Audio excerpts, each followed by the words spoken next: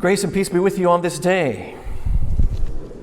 Well, today is a good day.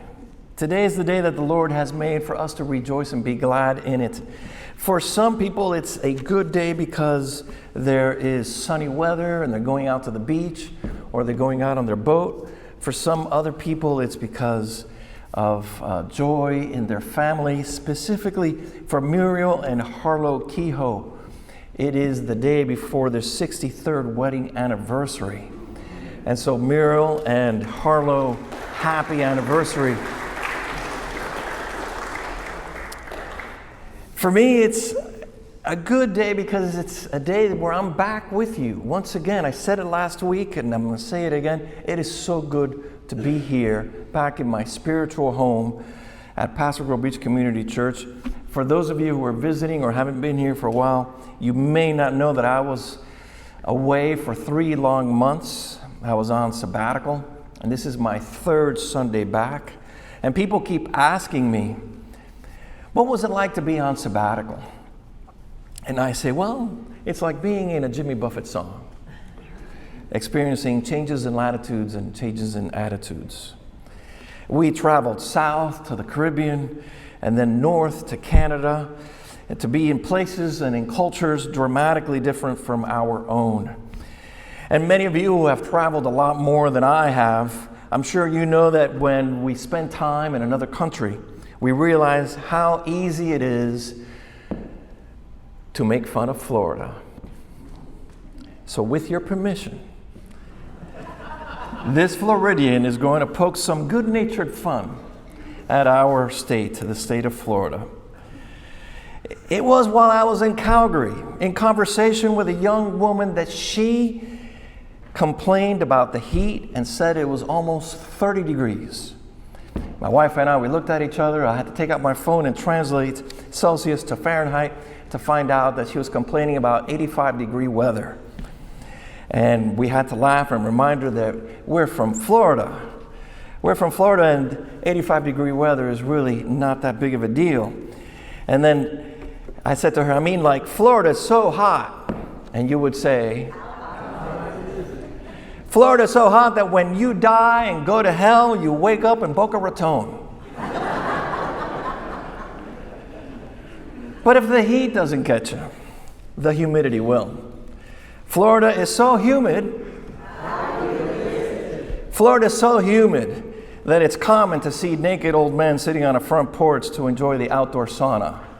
Ooh, not a good sight. I hear they hang out over at Point Brittany. And the Canadians complain about the heat reaching 30 degrees. And that reminded me that there's such a difference between Canada and us because they use the metric system.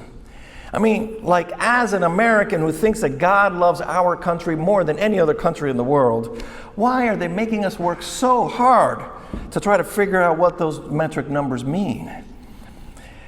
And so, I gotta tell you, that's how I got out of a speeding ticket in British Columbia. I got caught driving faster than the posted speed limit, which was in kilometers. How am I supposed to interpret that? And when the police officer came to my window and asked me why I was speeding, the only thing I had to say to him, I'm from Florida.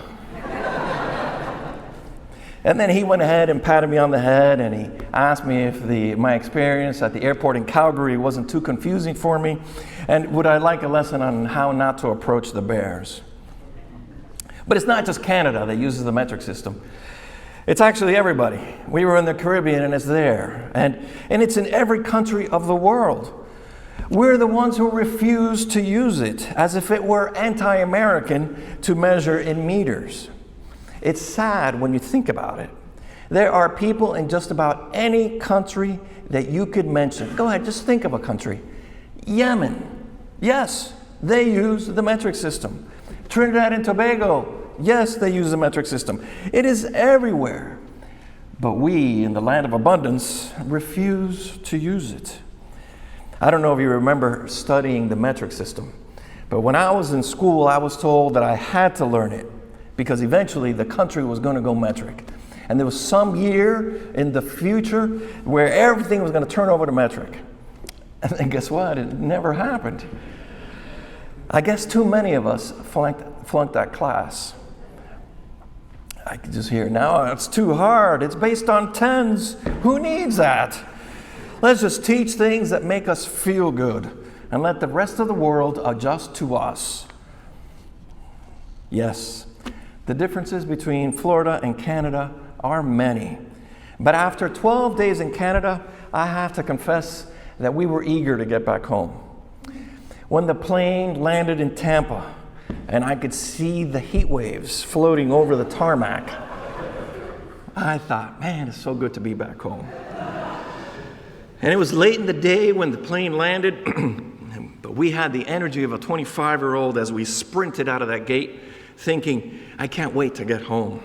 And we were making our way to baggage claim when we saw a woman making a scene, screaming at the top of her lungs at a ticket agent, demanding to speak with the airport manager. The airport manager? Is there such a thing as an airport manager? Did she think she was at an outlet store or at a Starbucks? And as we passed her and we heard her protesting and complaining out loud, we thought to ourselves, it's so good to be home. Well, scenes like that one are actually a new phenomenon of our times. Women making a public scene have been identified with a new name. Anybody know what that name is? Karen. Man, I feel bad for women that were baptized Karen. For those of you who haven't heard about this behavior sweeping the nation, a Karen is a woman who is unfairly accusing another person of something and puts on an act of being a victim so that the authorities will then capitulate to her demand and arrest the poor fellow or the poor attendant who's unfairly been accused of something that he didn't do. A Karen is often trying to manipulate the rules and the regulations to their advantage, and it's usually at the expense of someone with fewer resources. She may have a real name like Susie or Mary, and if it's a man, we call him a Ken. But regardless of the name, it's not the name that we're to focus on, it's the behavior. A Karen can complain because we all complain. Everybody complains. It's just part of life. Grievances are just part of the setting. But to loudly demand satisfaction and to have behavior that is embarrassing, well, that's not called for. And often at times we laugh. We laugh at the Karens and their temper tantrums. But I have to tell you that sometimes they can be rather dangerous. If you're on the other side of one, you best be careful. The most famous Karen was a woman in Central Park who had her dog without a leash, and a black man who was afraid of dogs asked her very politely to leash her dog. And she refused, and then not only did she refuse, but then she decided to call the police and falsely accuse the black man of threatening her. Luckily, the man was recording the whole encounter with his phone, and he was able to prove his innocence. But you could see how that situation could have very quickly turned around against him, and he could have found himself in handcuffs.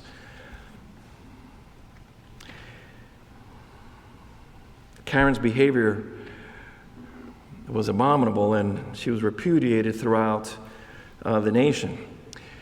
But you see, it's not only about her speaking her mind, it's how they refuse to listen, how they refuse to listen to the other side, how they eliminate the voice of the other person. And I know that all women who were baptized Karen in this day and age are just wanting to change their name because of it's associated with a heightened form of entitlement. If I demand it loud enough, I will get it. It doesn't matter what others think, as long as I get what I want. I read an article in Forbes about a company that does comparisons, business comparisons. It's a company called Bionic.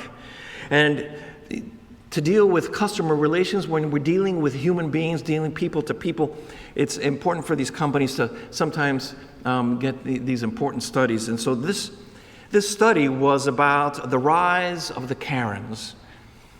and not just in our nation, but around the globe.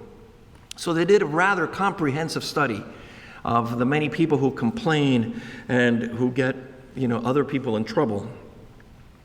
And the most notable contribution to the study is that it proves that the social phenomenon of the Karens is real. It's not just a social media trend. It's something that's real. It's something that's really, really happening. The other contribution is that the indication that most of the people with this bad behavior belong to the middle or upper class. In other words, they are people who are accustomed to getting what they want, to being catered to. The world revolves around them. In case you're wondering, according to this study, Florida ranked 4th in the 50 states as having the most number of Karen behavior. California ranked 1st. Now, for me as a pastor, I see this rise of this behavior as another symptom of the spiritual malaise that afflicts our generation. People who have forgotten the most Christian value of loving our neighbor and approaching our neighbor in love.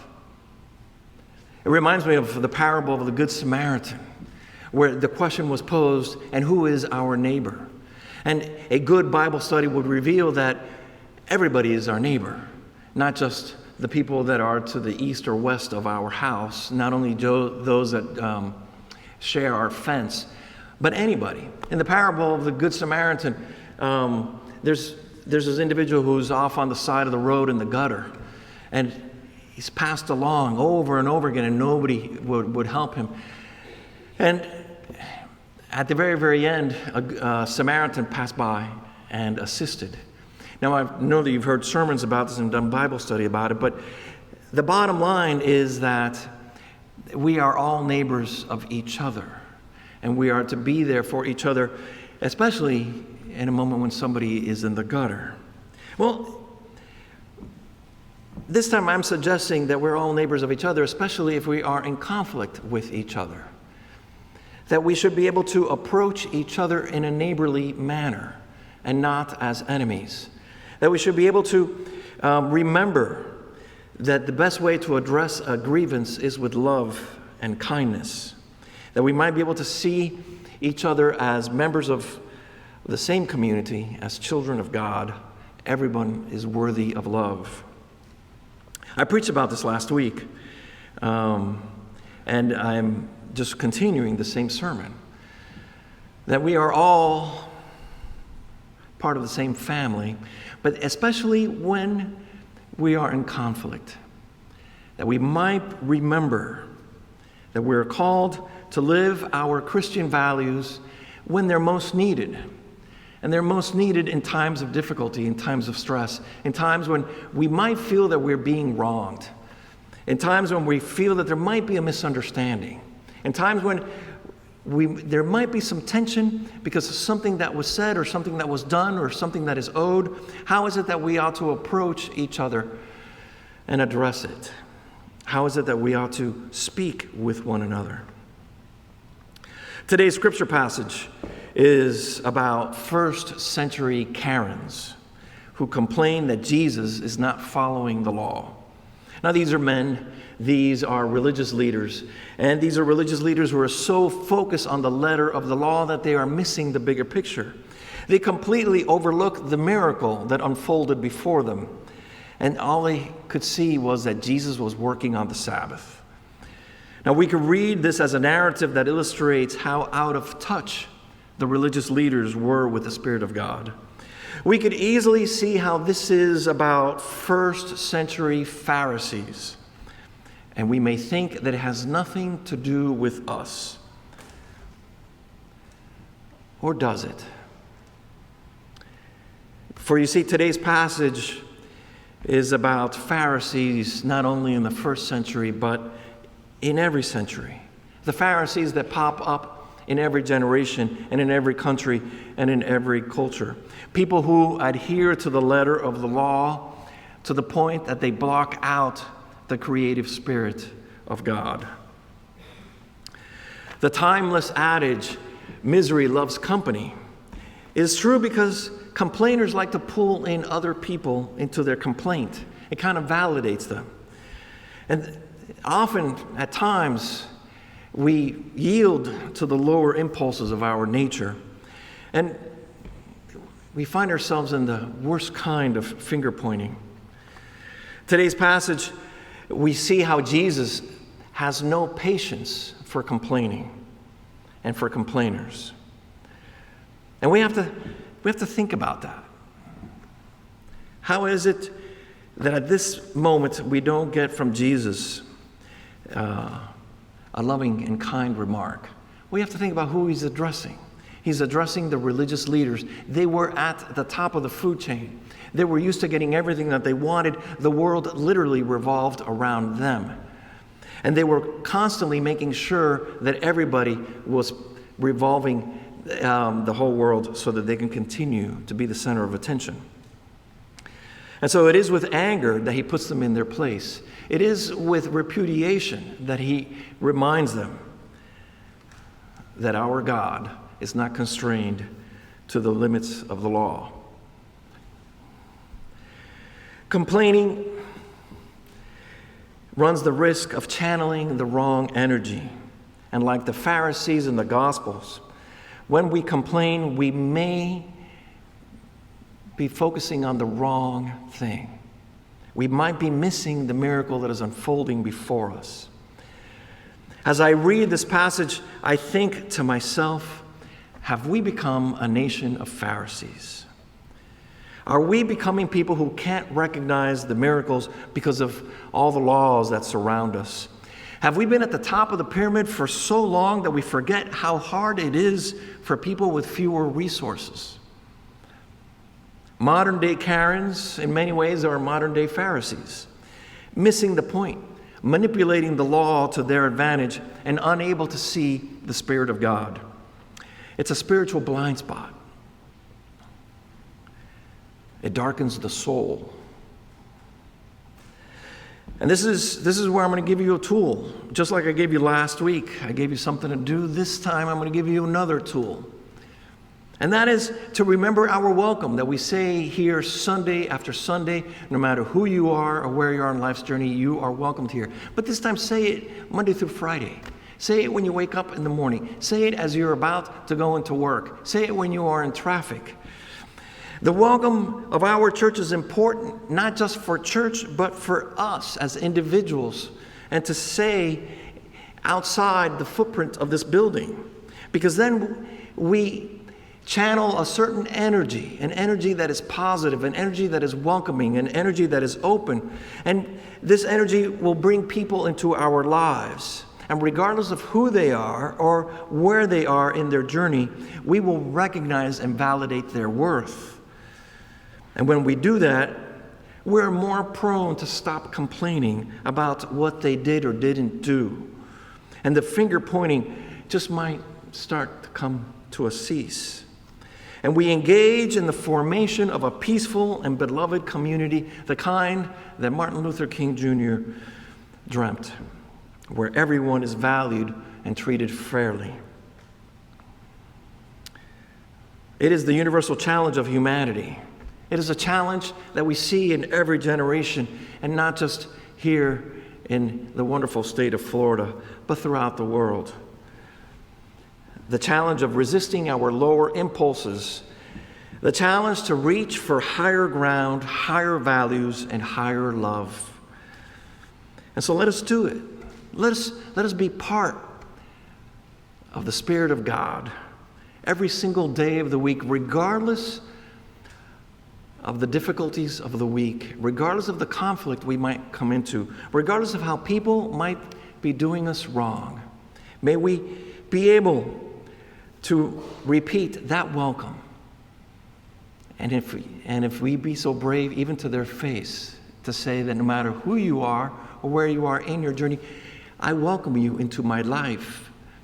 Because it is often through conflict that we learn, and that we learn what God is calling us to do. It is often through tension that we recognize where it is that we ought to move. And as I have told many people, the journey is not about perfection. The journey is about direction. Let us be the kind of church that moves together in a direction that promotes peace, kindness, and love with all people, that we might be able to hold hands with each other. And I say this because, and as wonderful as our church community is, at times I know that within and among ourselves there is conflict. That within and among ourselves there is a misunderstanding or two. Not more, just one or two. But may we be able to, for the sake of the community, but also for the sake of the love of God, be able to address it in a manner that gets us to join hands together in common cause to make this world a better place for all people. Amen.